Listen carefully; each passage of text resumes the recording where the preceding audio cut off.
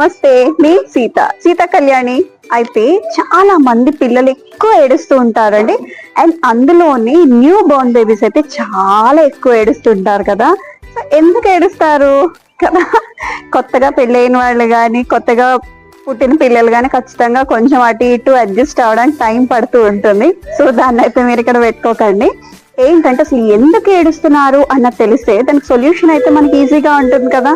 So first thing అండి, వాళ్ళ బొజ్జ ఇంకా రెడీ అవ్వదు. ఏదైనా తీసుకుని డైజెస్ట్ చేసుకోవటానికి వాళ్ళకి టైం పడుతుంది. సో దానికి ఒక 2-3 months అయినా సరే పడుతుంది. సో అందుకే ఏడుస్తూ ఉంటారు, అన్కంఫర్టబుల్ గా ఉంటుంది కాబట్టి.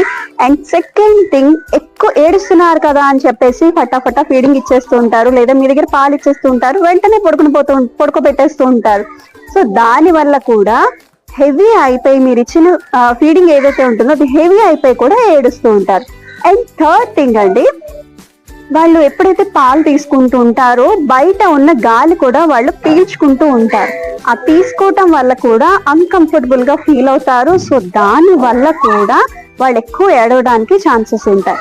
సో దీనికి ఏం చేయాలి, పాలు ఇచ్చిన వెంటనే పడుకోబెట్టేయకుండా కొంచెం అటు ఇటు ఆడించి ఒక 1/2 hour ఉంచిన తర్వాత టమ్మీ టైం అంటే ఇవ్వడానికి ట్రై చేయండి. వాళ్ళని తిరగేసి అంటే బోర్లో పడుకోబెట్టి జస్ట్ అలా ఉంచితే ఒక 5 to 10 minutes ఉంచిన తర్వాత మాత్రమే వాళ్ళని పడుకోబెట్టడానికి ట్రై చేయండి.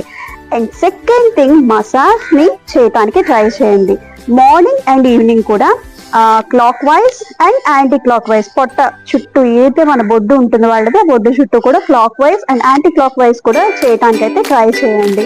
అండ్ సెకండ్ థింగ్ ఏంటంటే, వాళ్ళు ఎక్కువ పడుకోబెట్టేయకుండా ఎక్కువ ఫీడింగ్ ఇచ్చేయకుండా కొంచెం అటు ఇటు ఆడటానికి వాళ్ళని పట్టుకుని కొంచెం మాట్లాడటానికి అలా ట్రై చేయండి. కొంచెం మెరుగుగా ఉండడం వల్ల కూడా వాళ్ళు కొంచెం యాక్టివ్గా తయారవుతారు.